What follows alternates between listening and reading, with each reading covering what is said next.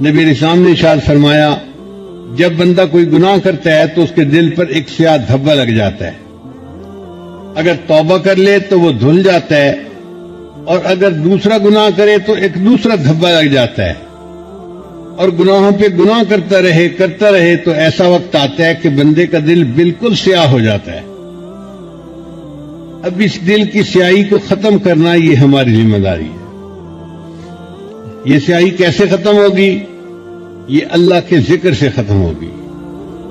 جیسے گھر میں جھاڑو دیتی ہیں نا عورتیں تو گندگی ختم، یہ لا الہ الا اللہ کا ذکر بھی ایک روحانی جھاڑو کی مانند ہے۔ جب بندہ بیٹھ کر یہ ذکر کرتا ہے اللہ تعالیٰ دل کی گندگی کو صاف کر دیتے ہیں۔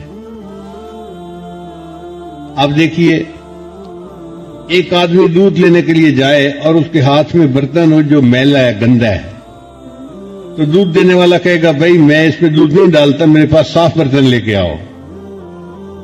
اگر دودھ دینے والا گندے برتن میں دودھ ڈالنا پسند نہیں کرتا تو اللہ تعالیٰ بھی بندے کے گندے دل میں اپنے نور کو ڈالنا پسند نہیں فرماتے۔